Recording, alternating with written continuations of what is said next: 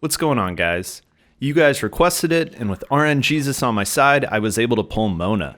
I'm still working on refining my build some, but I'm ready to put out my guide. It seems like some of the community is confused on exactly how to build Mona, as well as how to use her in various team comps. I'm hoping that in this video, I can break down Mona's kit in a way that you understand, so that you can determine the best artifacts for your specific builds, and exactly how to fit Mona into your team. Most of the Mona showcases we have seen in the past highlight how she is able to do large, vaporized burst damage with her ult. While this is true, this is not all that her kit has to offer, and using Mona exclusively to do this is more of a flex in my opinion. But just know that Mona can deal some of the highest single hit damage of any character in the game at the moment. With the recent introduction of the new Hydro Artifact domain, Mona has a new set which synergizes extremely well with her kit. Additionally, the new freeze comps that have become popular have unveiled the potential for increasing the duration of the damage multiplier Mona provides to her team through a new mechanic. Let's get into Mona's talents first to best understand her kit.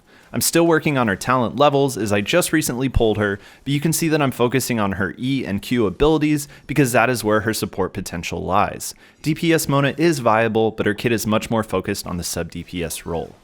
Mona's normal attack, Ripple of Fate, performs 4 consecutive attacks that deal hydro damage. The third motion in her normal attack causes her to move backwards. The multipliers on these attacks are between 37% and 56% at talent level 1.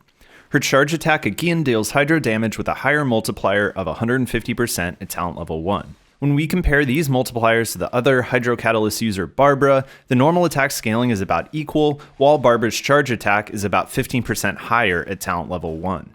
Do note that Mona's base attack is nearly 100 higher at level 80, but this is by far the least impressive part of Mona's kit. Not only do her attacks do very little damage compared to DPS units, the movements she does when performing these attacks make her a less than ideal DPS in my opinion.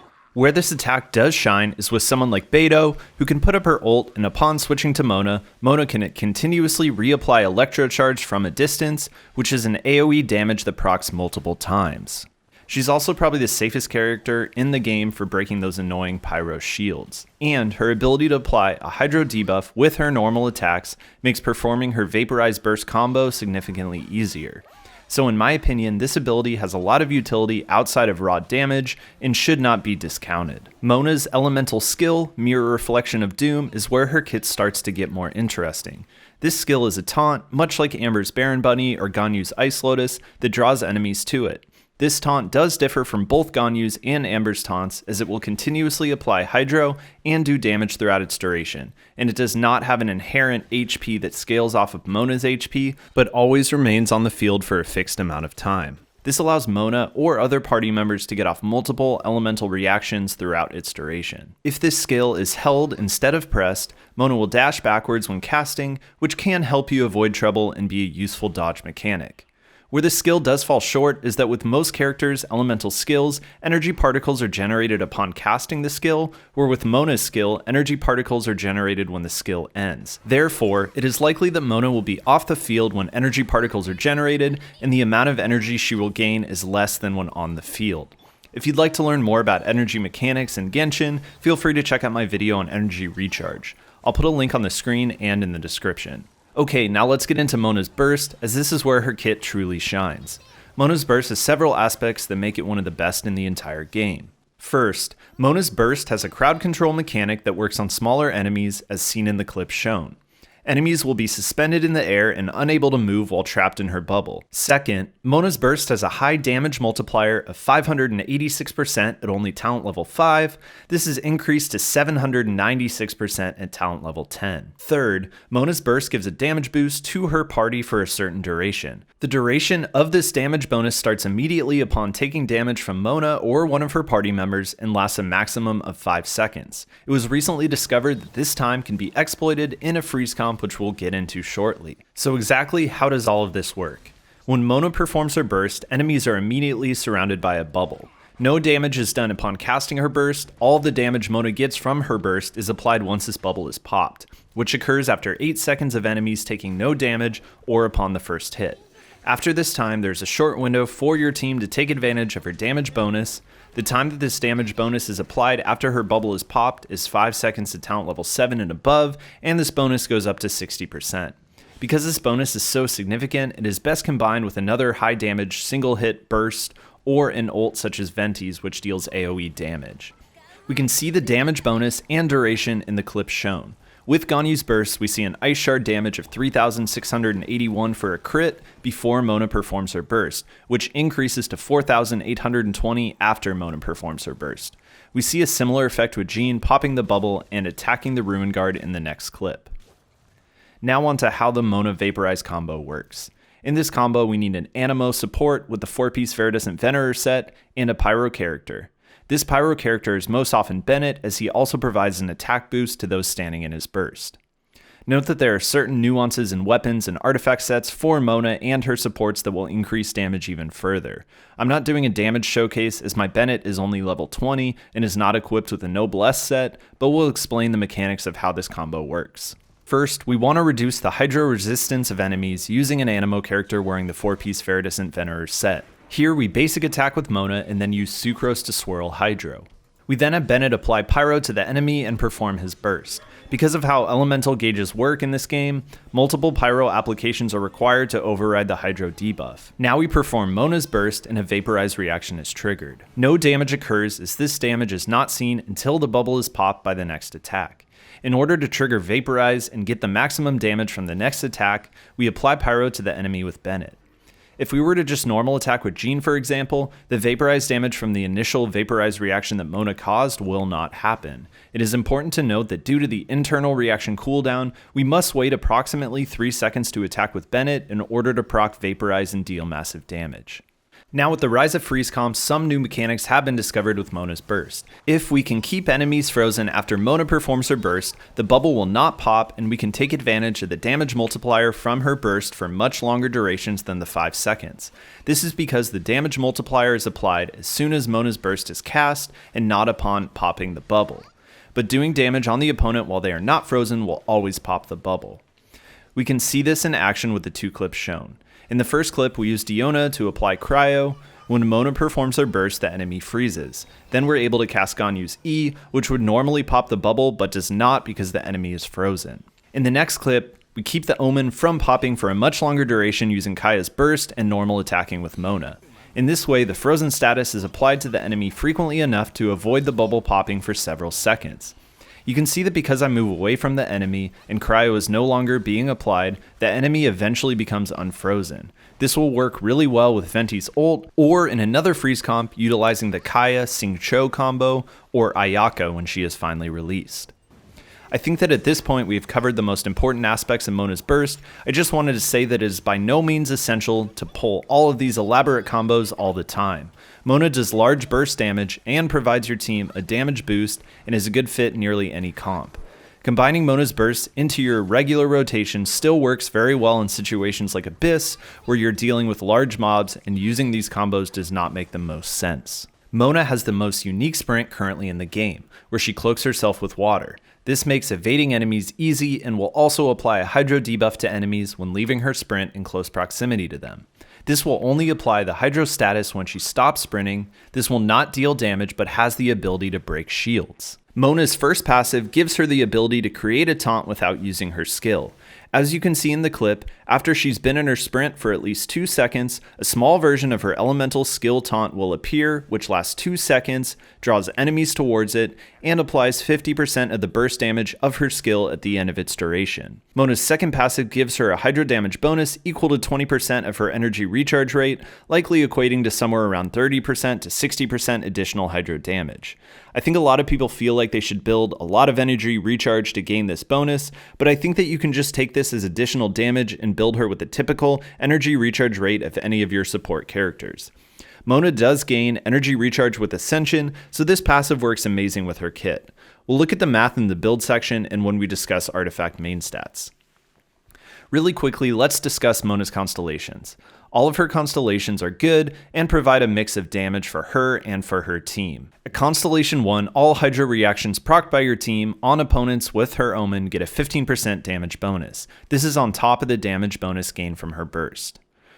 Her C2 is more focused on being a DPS, where she has a 20% chance of automatically performing a charge attack every time she performs a normal attack. At C4, her teammates gain a 15% crit rate while attacking opponents with the Omen. And at C6, Mona gains a 60% damage bonus to her next charge attack for every second she spends sprinting, up to 180%, which again aids in her DPS potential. Personally, I would not mind having C1, but do not feel like any of her constellations are necessary unless you want to play her as your main DPS. Now let's discuss builds, as I'm sure a lot of people want a better understanding of this. I pretty much always say in my videos that 5-star weapons are always better than 4-star weapons. Both Lost Prayer and Skyward Atlas can be excellent choices for Mona as a DPS or burst support. Both of these have their pros and cons. In Mona's case, a high refinement Widsith, which is a 4-star weapon, can actually produce the most damage in a Vaporize comp, but it is situational and not as consistent as others mentioned. For the Lost Prayer, you're gaining a crit rate secondary stat, which is almost always more useful than attack percent. The passive on this weapon gives an elemental damage bonus of 8% with up to 4 stacks for every 4 seconds the character is on the field. This has the potential to do the most damage, but since Mona is switched off the field frequently as a support, it can be hard to maintain these stacks when performing Vaporize combos. Skyward Atlas gives an attack percent secondary stat and increases elemental damage by a flat 12% at Refinement 1. Additionally, normal attacks have a 50% chance to do additional physical damage. This weapon can be better if you're switching from Mona frequently, as you will always have a 12% damage bonus, and is a better option in a support role or for frequent swapping to a pyro character. Both are still great choices in my opinion. I personally don't think Memory of Dust is the best option for her unless you are running her in a shield comp, at which point it can be very strong. As far as 4-star weapons go, there are a few good choices for Mona. The Widsith has the potential to be the best in slot as a burst support due to the passives this weapon offers, which can either be an elemental mastery boost, attack percent boost, or elemental damage boost depending on which randomly procs. Where this weapon falls short is that these only proc for a total of 10 seconds every 30 seconds, and there is therefore 20 seconds of downtime with no proc up. With this weapon, you want the Elemental Mastery boost to proc in a Vaporize combo to have this as best in slot. I'm currently running the Widsith as it is the best weapon I have access to. The craftable Mappa Mare is a great overall weapon for burst or DPS Mona, especially in a Vaporize comp. This is because of the Elemental Mastery secondary stat and the passive, which gives an elemental damage boost after triggering a reaction. This weapon falls short in a freeze comp because the freeze reaction does no reaction damage. The Solar Pearl can be a great choice for Mona as well, with a crit rate secondary stat and passive which increases normal attack, skill, or burst damage depending on the order these are procced.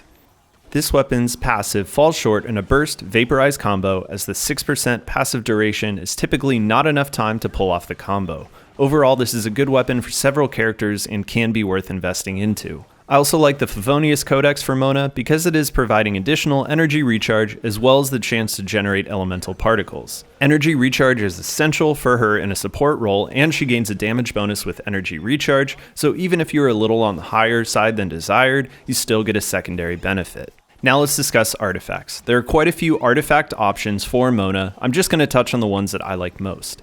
As a burst support, I would recommend either the 4-piece Noblesse, 2-piece Noblesse and 2-piece Heart of Depth, or 2-piece Noblesse and 2-piece Wanderer's Troop.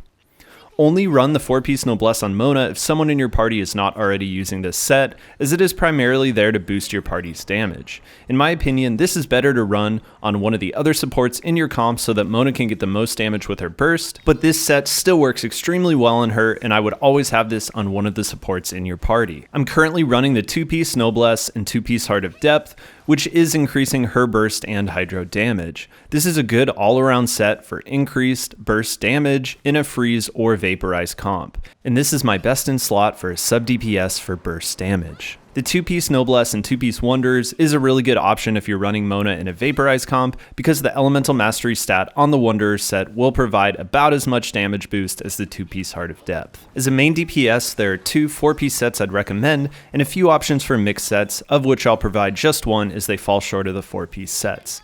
These are the 4-piece Heart of Depth, 4-piece Wanderer's Troop, and 2-piece Heart of Depth with 2-piece Glad. The 4-piece Heart of Depth provides 15% hydro damage bonus and increases normal and charge attack by 30% after using an elemental skill. This is a perfect choice for DPS Mona and is easier to farm than the 4-piece Wanderer's Troop. The 4-piece Wanderer's Troop set gives 80 elemental mastery and a 35% attack damage boost. This set works best in an electro-charged or vaporized team to take full advantage of the EM stat. You do lose the attack bonus on her normal attack, but her charge attack deals a lot of DPS. Finally, you can go with a mixed set such as the 2-piece Heart of Depth and 2-piece Glad. This set is good all around for boosting hydro damage, which is all of Mona's damage. This will result in higher burst damage than the 2 above sets, but much smaller normal attack damage. You can mix in some other sets here as well. As far as artifact main stats go, you should always prioritize hydro damage bonus on the goblet because all of Mona's damage is hydro damage. The circlet should either be crit rate or crit damage depending on what you need. You can run attack here if you're still working on finding the best artifacts, but it is not the ideal endgame stat. For the sands, there are a few options, including attack percent, energy recharge, and elemental mastery. In general, I recommend running attack percent here in most cases for DPS and support Mona, as it will provide the most consistent damage boost across her set. Elemental mastery will provide somewhat greater vaporize damage. This can work well if you're using her as a support in a vaporize comp, but it is not recommended as a support in an electro-charged or freeze comp, or running her as a main DPS. You should run energy recharge only if you're not getting enough from artifact or weapon substats, but it will decrease her damage output. However, this can be good in a freeze comp where you're mainly relying on her for the damage bonus her burst provides for maximum uptime. For artifact substats, I would prioritize crit rate, crit damage, attack percent, energy recharge, and elemental mastery. The amount of energy recharge and elemental mastery really depends on your build and team comp. Rather than providing all of the characters that could pair well in a team with Mona, let's just discuss the reactions you should be building a Mona team around. These include Vaporize, Freeze, and Electro-Charged. These all have their benefits. Vaporize will have the highest single hit damage of any of these reactions, with a 1.5 times or 2 times multiplier depending on the order elements are applied. Freeze comps allow you to stay very safe while fighting opponents and can be quite fun to play. You will not get additional reaction damage from these teams, but with the new artifact sets out, these teams are very strong nonetheless. Electrocharge comps are also very viable, as Electrocharge does not scale as much as the Vaporize reaction, but it deals AoE damage in multiple instances and does a great job of clearing mobs. Mona can fit well into any of these teams because of her hydro uptime and overall burst utility. That's all I got for you guys today. I hope you guys found this video helpful. If you did, please consider subscribing down below. I put out a Genshin Impact video just like this one every single week. I'll see you guys for the next video. Peace.